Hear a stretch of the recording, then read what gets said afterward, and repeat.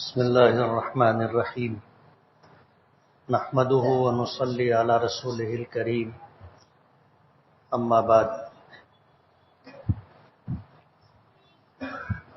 أعوذ بالله من الشيطان الرجيم يا أيها الذين آمنوا قوا أنفسكم وأهليكم نارا وقال النبي صلى الله عليه وسلم بعثت لأتمم مكارم الأخلاق صدق الله العظيم وصدق رسوله النبي الكريم۔ بزرگان محترم اور عزیز دوستو، دنیا کے حالات کیسے ہیں غالباً سب کو ہی اس بات کا پتہ ہے،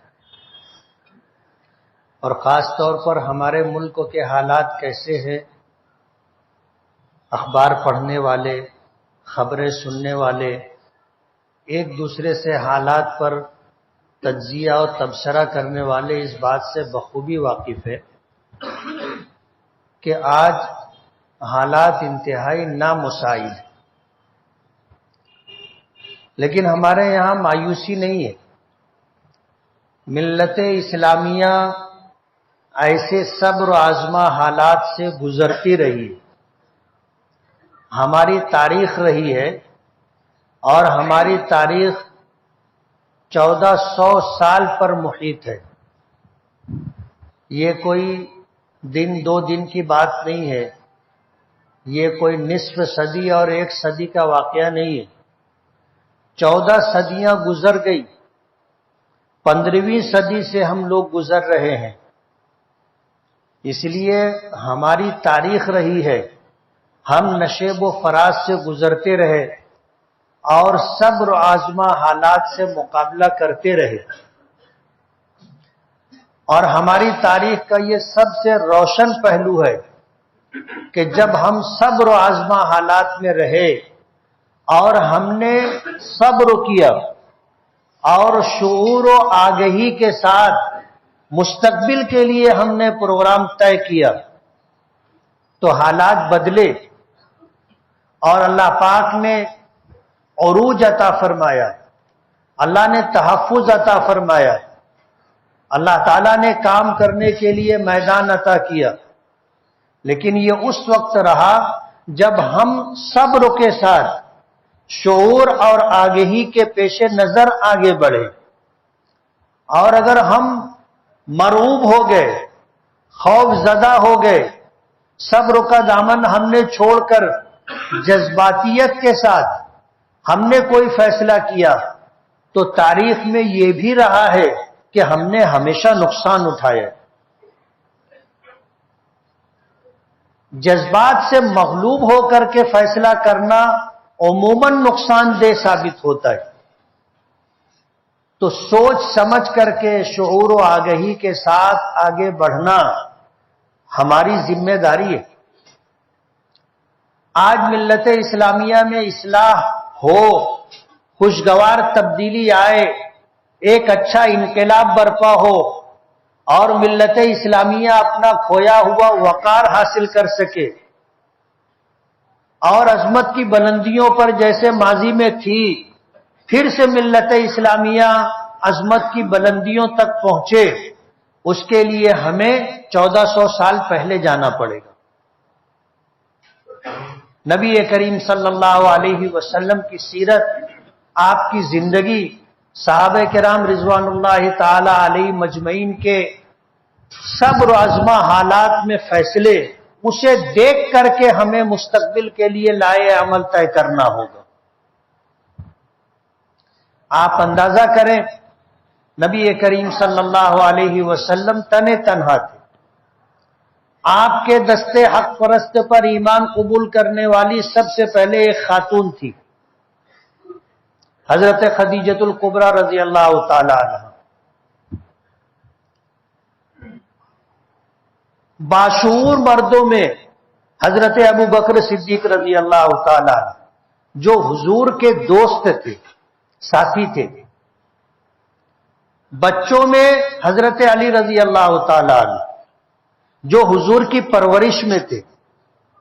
غلاموں میں حضرت بلال رضی اللہ تعالی، یعنی سماج کے آپ طبقات کو دیکھو گے تو یہ چیز دکھ کر کے آئے گی کہ سب سے پہلے آپ پر ایمان لانے والی اور آپ کی کاز کی حمایت کرنے والی آپ کی بیوی تھی، آپ کی بات کی تصدیق کرنے والے اور آپ کی بات کو مان کر آپ کا ساتھ دینے کا فیصلہ کرنے والے آپ کے دوست تھے۔ بچوں میں آپ کی بات قبول کرنے والے وہ بچے جو ان کی حضور کی پرورش میں تھے، اور غلاموں میں وہ غلام جنہوں نے نبی کریم صلی اللہ علیہ وسلم کو بہت قریب سے دیکھا تھا، پرکھا تھا، انہوں نے ایمان قبول کیا۔ یعنی گھر کے لوگوں نے، قریبی تعلق رکھنے والوں نے سب سے پہلے اتفاق کیا تھا۔ نبی کریم صلی اللہ علیہ وسلم کی ذات گرامی تھی ہی ایسی کہ جنہوں نے قریب آ کر کے دیکھا وہ ہلکا بگوش اسلام ہو گئے۔ آج موجودہ حالات میں اگر ہم کو خوشگوار تبدیلی لانا ہے تو ہم نے یہ دیکھا ہے کہ لوگوں کے پاس بڑی بڑی تفصیلی اسکیمیں ہیں کہ اگر ایسا کریں گے تو یہ ہو سکتا ہے، ایسا کریں گے تو یہ ہو سکتا ہے۔ تدبیروں کے درجے میں، پروگرام کے درجے میں بہت ساری تفصیلات، بہت ساری چیزیں لوگوں کی طرف سے امت کو دی جا رہی ہے۔ لکھنے والے لکھ بھی رہے ہیں، بولنے والے بول بھی رہے ہیں، پڑھنے والے پڑھ بھی رہے ہیں، سننے والے سن بھی رہے ہیں، لیکن تبدیلی نہیں آ رہی۔ نبی کریم صلی اللہ علیہ وسلم کی سیرت مبارکہ سے جو چیز ماخوذ ہے اور جس کی نشاندہی علماء کرام نے کی ہے وہ یہ کہ آدمی کو اصلاح کی شروعات اور آغاز اپنی ذات سے کرنا چاہیے، اور یہی بات قرآن کریم میں بھی کہی کہ یا ایھا الذین آمنوا قوا انفسکم، کیا ایمان والو اپنے آپ کو جہنم کی آگ سے بچاؤ، وَأَهْلِيكُمْ، اور اپنے گھر والوں کو بچاؤ۔ آج حالات ایسے ہیں کہ کہنے والا جو بات کہتا ہے خود اس پر عمل نہیں کر رہا ہوتا ہے، اور وہ یہ چاہتا ہے کہ دوسرے اس پر عمل کریں۔ اس کا کہنا، اس کا لکھنا دوسروں کے لیے ہوتا ہے، اپنے لیے نہیں ہوتا۔ اصلاح کا آغاز اپنی ذات سے۔ یہی قرآن کریم میں اللہ پاک کا حکم ہے کہ یا ایھا الذین آمنوا قوا انفسکم، اے ایمان والو اپنے آپ کو جہنم کی آگ سے بچاؤ، یعنی مجھے سب سے پہلے اپنی فکر کرنی چاہیے، سب سے پہلے اپنی فکر کرنی چاہیے۔ اللہ نے اپنے قدرت سے اس کائنات کو بنایا ہے، اور تفصیل آپ سن چکے کہ اللہ نے 6 دن کے اندر یہ پوری کائنات بنائی، 6 دن میں پوری کائنات بنائی۔ اور یہودیوں نے یہ کہا کہ 6 دن بنانے کے بعد تھک گئے تھے تو سنیچر کو آرام کیا تھا، اس لیے ان کے یہاں سنیچر کو چھٹی ہوتی ہے۔ اللہ کے نبی صلی اللہ علیہ وسلم نے ہمیں بتایا کہ اللہ پاک نے جب نصارہ کو اس بات کا اختیار دیا کہ وہ اپنے لیے کوئی دن منتخب کرے تو انہوں نے اتوار کا دن چنا۔ آج دنیا میں ان کی اکثریت ہے۔ حضرت عیسیٰ علیہ نبینا علیہ الصلوۃ والسلام نے جب یہ بات فرمائی تھی کہ من انصاری الی اللہ، اللہ کے دین کی مدد کرنے کے لیے کون میرے ساتھ ہمت کے ساتھ کھڑا ہوتا ہے، من انصاری الی اللہ، کون میرا مددگار بنے گا؟ قال الحواریون نحن انصار اللہ، تو ان کے دوستوں نے، ان کے ساتھیوں نے اور ان کے ماننے والے لوگوں نے یہ بات کہی تھی، نحن انصار اللہ، ہم اللہ کے مددگار ہیں، ہم آپ کی مدد کریں گے، ہم اللہ کے دین کی مدد کریں گے۔ آپ دیکھو انہوں نے جو بات کہی تھی اپنی بات میں سچے تھے، وہ انہوں نے اتنی محنت کی تھی کہ آج دنیا میں مذہب کے اعتبار سے ماننے والی سب سے بڑی قوم اگر کوئی ہے تو وہ نصارہ ہے، عیسائی، کرسچن ہے۔ اور یہی بات نبی کریم صلی اللہ علیہ وسلم نے حجۃ الوداع کے موقع پر فرمایا تھا، الا فلیبلغ الشاہد منکم الغائب، سنو جو یہاں اس وقت ہیں حاضر، میری یہ بات، میرا یہ پیغام دوسروں تک پہنچا دے۔ تو صحابہ کرام رضوان اللہ تعالی علیہ مجمعین کی تعداد 1,24,000 سے زیادہ تھی۔ پورے جزیرۃ العرب کے اندر صحابہ کرام کی قبریں اگر آپ گنو گے، شمار کرو گے، تو بڑی سے بڑی تعداد جو حافظ ابن حجر عسقلانی رحمت اللہ علیہ نے فتح الباری میں لکھی ہے وہ 18,000 ہے۔ پورے جزیرۃ العرب کے اندر 18,000 صحابہ کرام کی قبریں ہیں، جبکہ حضور کے ساتھ حجۃ الوداع کے موقع پر جو لوگ موجود تھے صحابہ کرام، ان کی تعداد 1,24,000 سے زیادہ تھی۔ 18,000 کو چھوڑ کر کے 1,00,000 سے اوپر صحابہ کرام جو تھے انہوں نے اپنا گھر چھوڑا، اپنا خاندان چھوڑا، اپنے بیوی بچے چھوڑے اور اللہ کے پیغام کو لے کر کے دنیا میں نکل گئے، واپس گھر نہیں پہنچے، پتہ نہیں کہاں کہاں گئے۔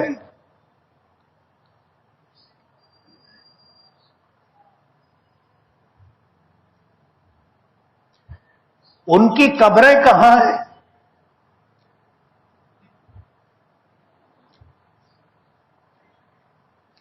کہیں کہیں خال خال اس طرح کی معلومات ملتی ہے کہ یہاں پر ایک صحابی رسول کی قبر ہے،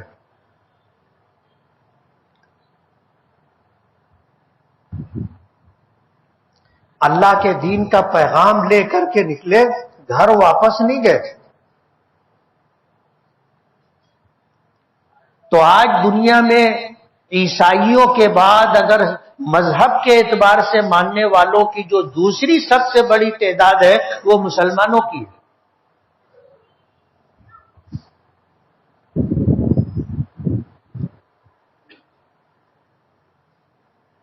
صحابہ کرام بھی اپنے قول و عمل میں سچے تھے، اور جہاں گئے اگر وہاں دین پھیلا، لوگوں نے دین اختیار کیا، قبول کیا، تو ان کی زندگیوں کو دیکھ کر کے کہ وہ جو کہتے تھے پہلے اس پر خود عمل کرتے تھے۔ قرآن کریم میں یہی حکم ہے، قوا انفسکم، اپنے آپ کو جہنم کی آگ سے بچاؤ۔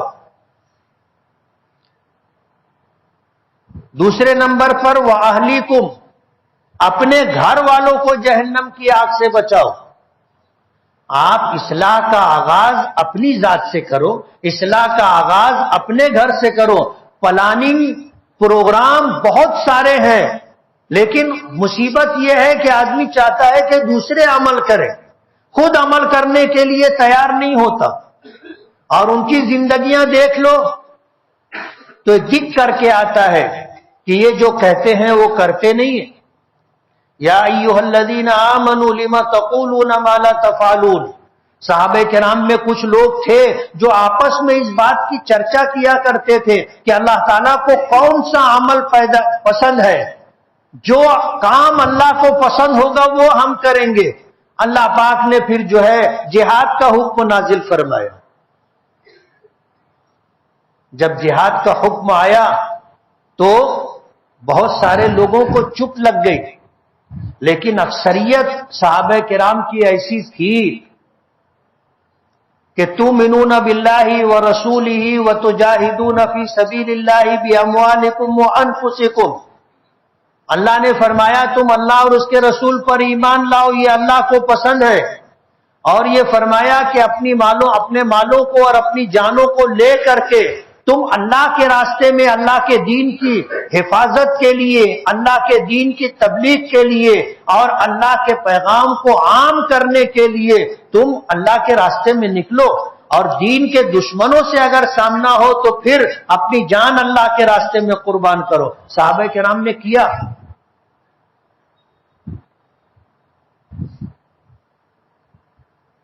نبی کریم صلی اللہ علیہ وسلم کی زندگی میں ایک زمانہ وہ بھی تھا، حالات وہ بھی تھے کہ مدینے میں تھے اور مدینے میں رہتے ہوئے مسلمان خوف کی زندگی گزار رہے تھے.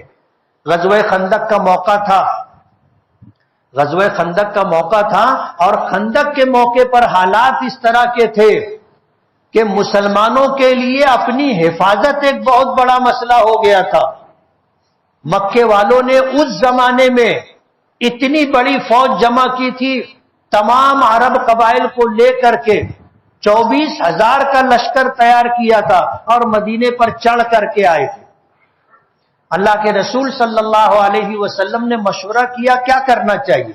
حضرت سلمان فارسی رضی اللہ تعالی عنہ نے مشورہ دیا کہ میں ملک فارس کا رہنے والا ہوں اور وہاں کے حالات ایسے ہیں کہ ہمیں دشمنوں کے آنے والے راستوں میں ہم خندق کھود دیتے.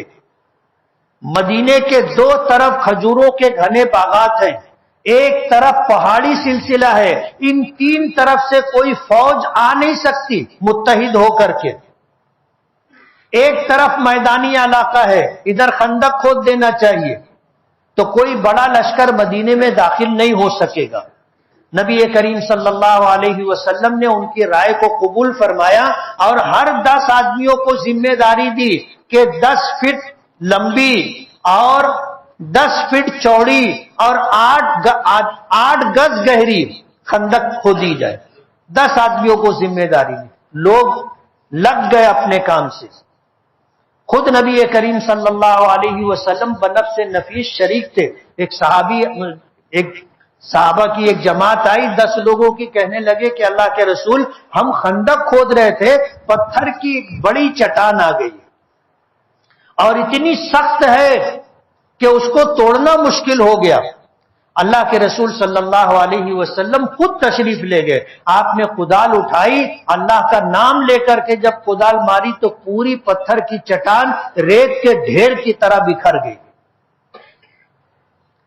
اسی درمیان وہ واقعہ بھی پیش آیا تھا کہ ایک صحابی آئے، آ کر اپنا پیٹ اٹھا کر کے، پیٹ کھول کر کے بتایا، کپڑا اٹھا کر کے، پیٹ پہ پتھر بندھا ہوا تھا. کہنے لگے اللہ کے رسول فاقہ ہے. حضور پاک صلی اللہ علیہ وسلم نے اپنا جب کپڑا اٹھایا تو آپ کے شکم مبارک پر 2 پتھر بندھے ہوئے تھے. یہیں پر وہ معجزہ بھی پیش آیا تھا کہ حضرت جابر ابن عبداللہ اپنے گھر گئے اور اپنی بیوی سے انہوں نے کہا کہ تجھے خدا کی قسم ہے اگر گھر میں کھانے کی کوئی چیز ہوگی تو بچا کر کے مت رکھنا. تو بیوی نے پوچھا کہ بات کیا ہے؟ تو کہنے لگے کہ میں نے اپنے آقا کو اس حالت میں دیکھا ہوں کہ مجھ سے برداشت نہیں ہو.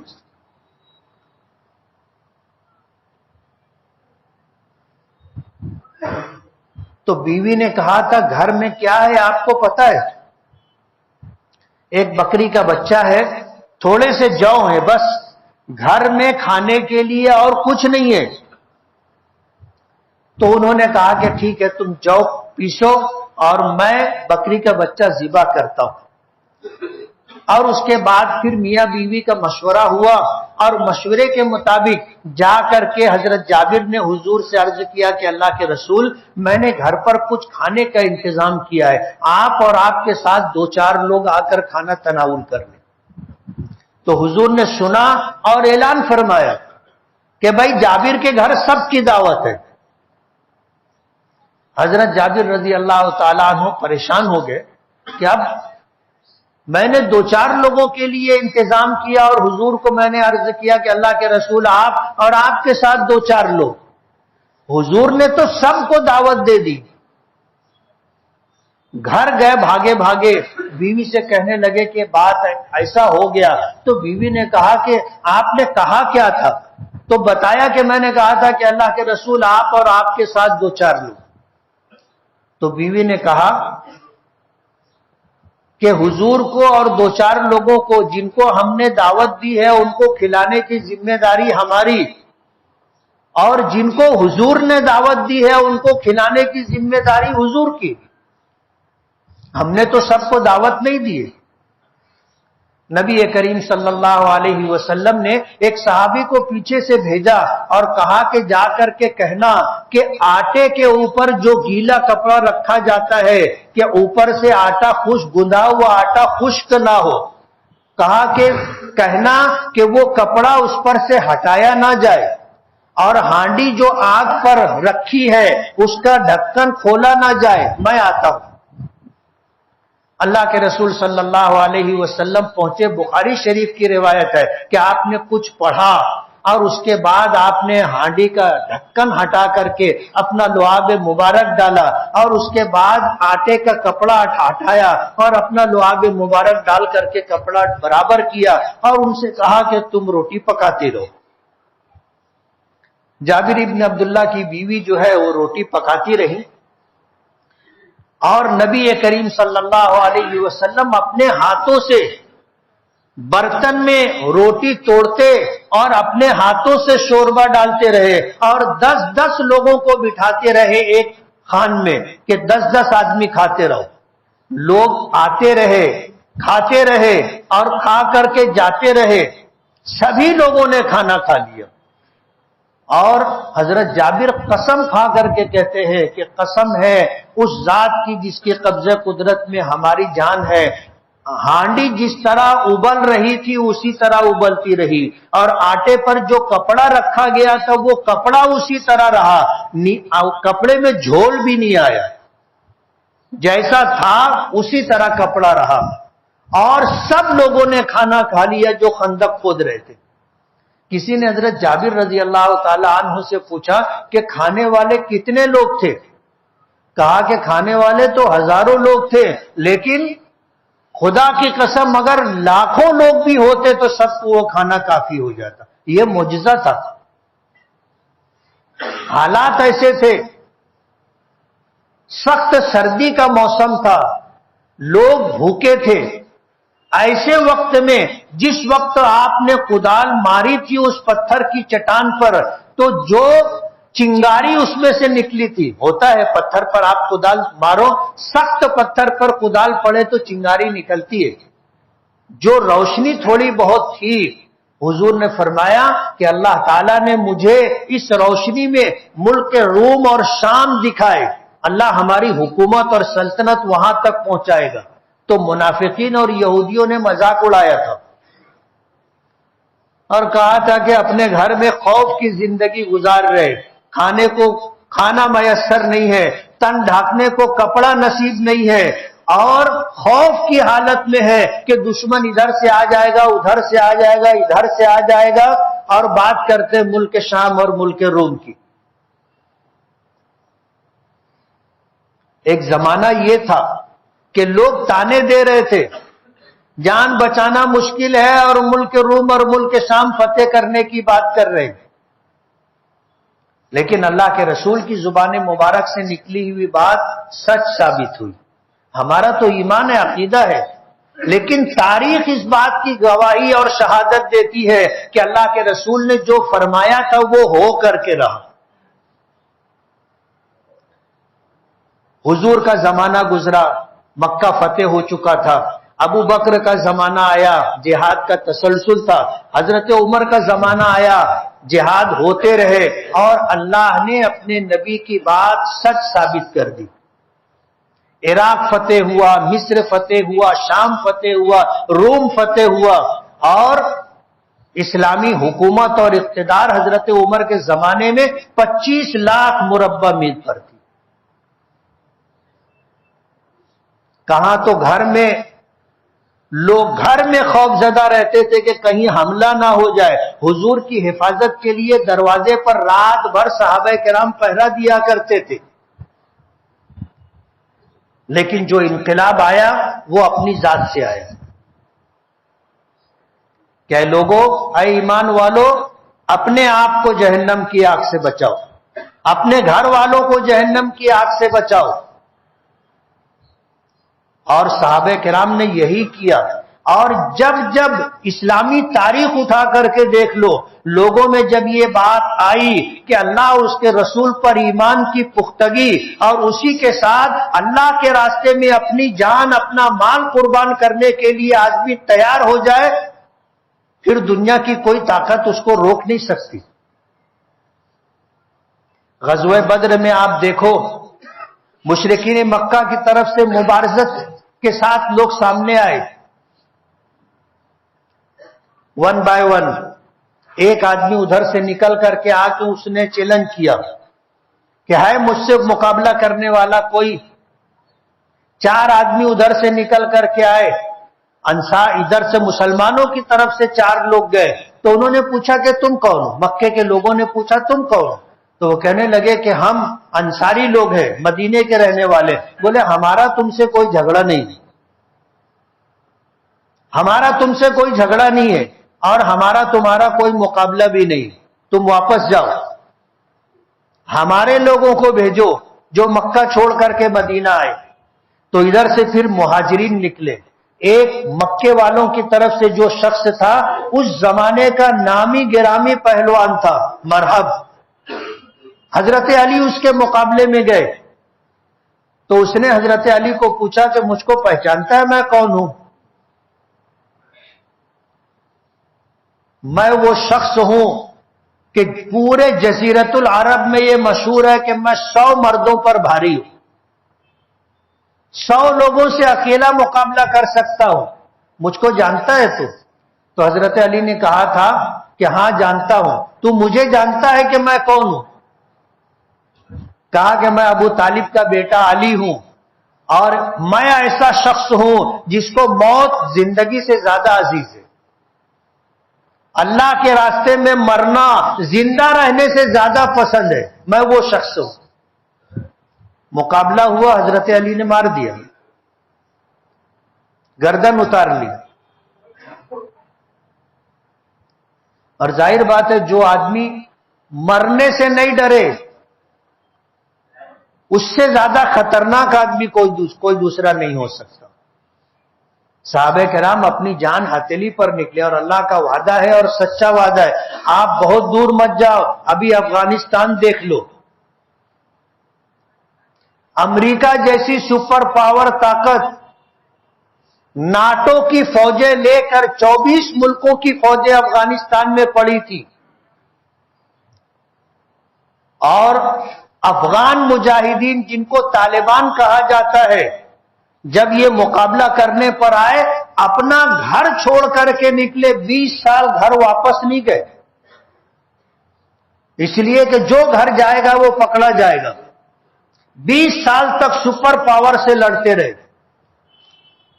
20 سال کم عرصہ نہیں ہوتا، 20 سال لڑتے رہے، اور امریکہ اور ناٹو کی فوجیں 24 ملکوں کی متحدہ طاقت مل کر کے ان افغان مجاہدین کو زیر نہیں کر سکی۔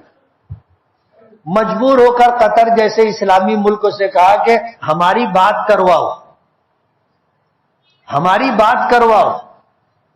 لڑتے لڑتے 20 سال میں کس بل نکل گئے تھے، بات کرواؤ۔ جب بات کرنے کے لیے بیٹھے تو افغان مجاہدین نے جس طرح بات کی، تو قطری شہزادوں نے ان سے کہا کہ یہ امریکی فوج کے جنرل ہیں، آپ ان سے بات کریں تو تھوڑا سوچ سمجھ کے بات کریں۔ تو ان افغان مجاہدین نے جواب دیا تھا کہ یہ تمہارے باپ ہو سکتے ہیں، ہمارے باپ نہیں ہے، ہم جیسے بات کر رہے ہیں ایسے ہی بات کریں گے اور یہ سنیں گے۔ بات ہوتی رہی۔ افغان مجاہدین کی ایک شرط تھی، ہماری تمہاری بات صلح کی اسی وقت مکمل ہوگی جب تم یہ ہمارا ملک کو خالی کر کے جاؤ گے۔ امریکی فوج نے انکار کر دیا تو یہ کھڑے ہو گئے، کہنے لگے 20 سال اور لڑ لو، 20 سال کے بعد پھر بیٹھیں گے۔ ابھی 20 سال لڑے، تم نے ہمارا کیا بگاڑ لیا؟ 20 سال اور لڑیں گے، 20 سال کے بعد بات کریں گے، بات ختم۔ تو ان کو منت کرنی پڑی، خوشامد کرنی پڑی کہ بیٹھو بات کرو۔ انہوں نے اپنی بات منوا لی کہ تم ہمارا ملک کو خالی کر کے جاؤ گے. دنیا کی سپر پاور طاقت کے ساتھ نامی گرامی جتنے ملک ہیں، امریکہ ہے، امریکہ کے ساتھ انگلینڈ ہے، جرمنی ہے، فرانس ہے، آسٹریلیا ہے، یہ جتنے ممالک ہیں سب کی فوج تھی.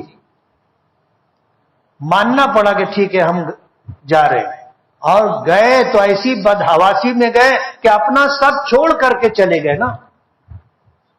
20 سال میں جو اسلحہ اکٹھا کیا تھا وہ لے جا بھی نہیں سکے، چھوڑ کر کے چلے گئے.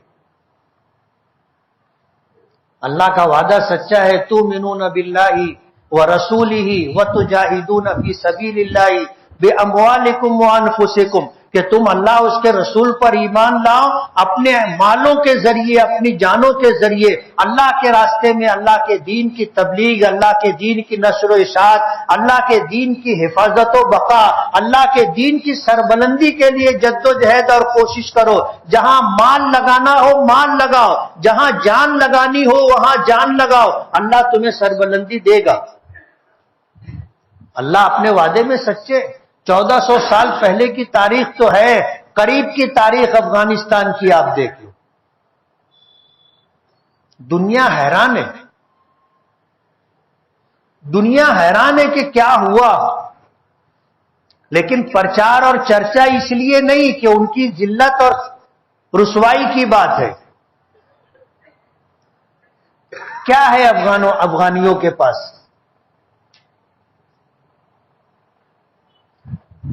اسباب کے درجے میں کچھ بھی نہیں ہے، لیکن ایمان ہے اور جذبہ جہاد ہے. 20 سال تک لڑتے رہنا سپر پاور سے. دنیا کی 24 ملکوں کی طاقت کے ساتھ افغانستان میں جو ان افغان مجاہدین کے مخالفین تھے ان کی حکومت تھی، اور وہ سب کچھ ہر طریقے سے ان کی مدد کر رہے تھے، تو وہ افغان مجاہدین سے جیت نہیں سکے. کہتے ہیں نا جب آدمی، حضرت علی کا وہ مقولہ کہ میں وہ شخص ہوں جس کو موت زندگی سے زیادہ پسند ہے، اس سے زیادہ خطرناک کوئی شخص نہیں ہو سکتا. اصلاح کا آغاز اپنی ذات سے کرو، اپنے گھر والوں سے کرو. بہت ساری کوششیں ہیں لوگوں کو بنانے کی، سنوارنے کی، خوشگوار انقلاب لانے کی، بہترین تبدیلی لانے کی، لوگوں کی اصلاح کی، لیکن اس سے زیادہ مؤثر کوئی تدبیر نہیں ہے. ہم اپنی ذات سے اصلاح کا آغاز کریں. پہلے ہم طے کر لیں کہ ہم اللہ اس کے رسول پر ایمان رکھیں گے، اور اللہ کے راستے میں ضرورت پڑے گی مال قربان کریں گے، ضرورت پڑے گی جان قربان کریں گے، اور اللہ اس کے رسول کی تابع داری و فرما برداری کریں گے، اور اپنے گھر والوں سے کروائیں گے. اصلاح کی شروعات ہو جائے گی. اتنے لوگ ہیں، ہزاروں لوگ ہیں، اور ہم نے اگر یہ طے کر لیا کہ اصلاح کا آغاز اپنی ذات سے اور اپنے گھر سے، تبدیلی آ جائے گی، تبدیلی آ جائے گی. بس ہمیں طے کرنا ہے کہ ہم وہ نبوی نسخہ جو 1400 سال پہلے آزمایا گیا، قرآن کریم میں اللہ کا وہ حکم جو ہمیں دیا گیا کہ اپنے آپ کو اور اپنے گھر والوں کو جہنم کی آگ سے بچاؤ. قرآن کریم میں سورہ مائدہ میں ہے، یا ایھا الذین آمنوا علیکم انفسکم، کہ اے لوگوں پہلے اپنی فکر کرو. لا یضرکم من ضل اذا اهتدیتم، جب تم ہدایت کے راستے پر آ جاؤ گے تو لوگوں کی گمراہی تم کو کوئی نقصان نہیں پہنچا سکے گی. تم پہلے اپنی فکر کرو، اپنے گھر والوں کی فکر کرو. دنیا میں جو برائیاں ہیں، سماج میں جو برائیاں عام ہیں، اس سے تمہارا کچھ نہیں بگڑے گا. تم پہلے اپنی فکر کرو. آج ضرورت اسی بات کی. ہم انتظار کر رہے ہیں کہ لوگ نمازی بنے، خود نماز نہیں پڑھتے. گھر والوں کو نماز کا عادی بنانے کی فکر نہیں ہے. ہم چاہتے ہیں کہ مسجد بھر جائے اور خود مسجد آتے نہیں ہیں. اپنی ذات سے آغاز کرو، کام کی شروعات ہو جائے گی اور انشاءاللہ خوشگوار تبدیلی اور انقلاب آئے گا۔ ہر سطح سے کوششیں ہو رہی ہے، مدرسوں کی لائن سے علماء کرام بچوں کو تیار کر رہے ہیں۔ ایک عالم تیار ہوگا، ہزاروں کی اصلاح کا ذریعہ بنے گا۔ ایک عالم تیار ہوگا، ہزاروں مسلمانوں کے بچوں کو قرآن کی بنیادی تعلیم دے گا، دین کی بنیادی تعلیم دے گا۔ بزرگان دین اولیاء کرام خانقاہوں سے کوشش کر رہے ہیں کہ اللہ اللہ کرنے والے لوگ تیار ہو جائیں، اللہ کا ذکر کریں گے، دل صاف ہوگا، نمازوں میں جان آئے گی، روزے، زکوٰۃ اور حج زندہ ہوں گے۔ تبلیغی جماعت کے ذریعے سے کوشش ہو رہی ہے، عمومی کوشش ہو رہی ہے کہ لوگوں میں ایمان آئے، لوگوں میں اسلام آئے، لوگوں میں نماز آئے، لوگوں میں اخلاص پیدا ہو، لوگوں میں ذکر کرنے کا شوق پیدا ہو، لوگوں میں اللہ کے راستے میں نکل کر کے لوگوں کے درمیان چل پھر کر کے دین کی بات لوگوں تک پہنچانے کا مزاج بنے۔ دعوت و تبلیغ کی لائن سے کوششیں کی جا رہی۔ آج ہندوستان بھر میں اجتماعات الحمدللہ ہو رہے ہیں۔ یہ بیچ کے 2-3 سال جو کورونا کے رہے، اس میں سب معاملہ ٹھنڈا رہا، اور دکھ کی بات یہ ہے کہ ہمارے دینی مراکز، تبلیغی مراکز بھی متاثر ہوئے۔ لیکن ظاہر بات ہے حالات ہمیشہ یکساں نہیں رہتے، حالات بدلے، کورونا کا ٹائم تھا، ختم ہو گیا۔ اب الحمدللہ دعوت و تبلیغ کی لائن سے لوگوں میں چلت پھرت بھی ہو رہی ہے، اجتماعات بھی ہو رہے، اجتماعات بھی ہو رہے۔ ہمارے شہر میں بھی اجتماع ہے، ابھی پچھلے دنوں امراوتی میں اجتماع ہوا اور دوسرے علاقوں میں اجتماع ہوا۔ ناسک ضلع کا اجتماع مالیگاؤں میں ہے۔ دعوت و تبلیغ کی لائن سے محنت ہو رہی ہے۔ 15-16 دسمبر کو جو ہے، اسی مہینے کی 15-16 تاریخ کو اجتماع ہے۔ ہم سب کی ذمہ داری ہے کہ ہم اپنی فکر کریں، اپنے گھر والوں کی فکر کریں، اور دعوت و تبلیغ سے جو کوششیں کی جا رہی ہیں اس کی بھی مدد کریں۔ ہم خود بھی شرکت کریں، لوگوں کو بھی شرکت کی دعوت دیں۔ دین کا کام ہے، کوئی بھی کرے، ہمیں اس کی مدد کرنی چاہیے۔ ہمارا تو ایسا ماننا ہے کہ جو کام میں اکیلا نہیں کر سکتا، اگر اس کام کے کرنے میں کوئی میری مدد کر رہا ہے، مجھے اس کا شکر گزار ہونا چاہیے۔ مثال کے طور پر پتھر کی ایک چٹان ہے وزندار، میں اکیلا نہیں اٹھا سکتا، میں اٹھانے کی کوشش کر رہا ہوں، 2-4 لوگوں نے آ کر کے ہاتھ لگا کر کے اگر اسے اٹھا دیا تو مجھے تو ان کو گالیاں نہیں دینی چاہیے، ان سے جھگڑا نہیں کرنا چاہیے، ان کا شکر گزار ہونا چاہیے کہ میں یہ پتھر اٹھانا چاہتا تھا کہ یہاں سے اٹھا کر راستے سے ہٹا کر کنارے رکھ دوں، آپ نے میری مدد کی، اللہ آپ کو جزائے خیر۔ برابر ہے نا؟ اگر کوئی آدمی پتھر اٹھا رہا تھا، نہیں اٹھا سکا، کسی نے آ کر کے ہاتھ لگا دیا، اس سے جھگڑا کر دے، بولے کیوں ہاتھ لگایا، کیوں آ کر کے پتھر اٹھانے میں تو نے میری مدد کی؟ لوگ بولیں گے اس کا دماغ خراب ہو گیا، دیوانہ اور پاگل ہو گیا۔ شکر گزار ہوگا آدمی کہ میں اٹھا، میں کرنا چاہتا تھا، مجھ سے ہو نہیں رہا تھا، تم نے مدد کی تو میں یہ کام کر سکا، میں آپ کا شکر گزار ہوں، اللہ آپ کو جزائے خیر دے۔ یہ فطری بات ہے۔ دین کے معاملے میں بھی ایک دوسرے کی مدد کرنے چاہیے، یہ ہماری ذمہ داری ہے۔ اللہ کے رسول صلی اللہ علیہ وسلم نے فرمایا کہ تم میں سے جو جانتا ہو وہ نہ جاننے والوں کو بتائے، جو بات تم تک میں پہنچا رہا ہوں تم یہ بات دوسروں تک پہنچاؤ۔ ایک دوسرے کی مدد کرنی چاہیے۔ ضرورت ہے اس بات کی ہم اپنے تمام تر معاملات میں اخلاص کو پیش نظر رکھ کر کے کام کریں، دین کے کام میں ایک دوسرے کی مدد کریں، اور جب ہم یہ مزاج بنائیں گے تو ہی ہمیں کامیابی ملے گی۔ اور اگر ہمارا مزاج یہ ہوا کہ بھئی پتھر اٹھانے میں تم نے کیوں مدد کی، وہ چھوڑ کر کے جھگڑا چالو کر دے تو پتھر وہیں پڑا رہے گا اور ایک نیا مسئلہ پیدا ہو جائے گا۔ اجتماع ہو رہا ہے، سبھی لوگوں کو شرکت کرنی چاہیے۔ اللہ اس کے رسول کی بات ہوگی، دعوت و تبلیغ کی بات ہوگی، نہ معلوم کس کی بات سے اللہ پاک زندگیوں میں خوشگوار تبدیلی اور انقلاب لے آئے۔ بسا اوقات ایک جملہ آدمی میں تبدیلی لانے کا ذریعہ اور سبب بن جاتا ہے۔ تو ضرورت اس بات کی ہے کہ ہم لوگ تمام تر معاملات کو ایک کنارے رکھ کر کے اللہ کے دین کے مددگار بنے۔ یا ایھا الذین آمنوا کونوا انصار اللہ، کہ اے ایمان والو اللہ کے دین کے مددگار بنو۔ تم اللہ کے دین کی مدد کرو گے، اللہ تمہاری مدد کرے گا۔ وَلَيَنْصُرَنَّ اللَّهَ مَن يَنْصُرُهُ، کہ جو اللہ کے دین کی مدد کرے گا اللہ ان کی مدد کرے گا۔ یہ قرآن کریم کی آیت کا ایک ٹکڑا ہے جو میں نے پڑھا۔ وَلَيَنْصُرَنَّ اللَّهُ مَن يَنْصُرُهُ وَلَيَنْصُرَنَّ اللَّهَ مَن يَنْصُرُهُ، کہ اللہ تعالیٰ ان کی ضرور مدد کرے گا جو اللہ کے دین کی مدد کرے گا۔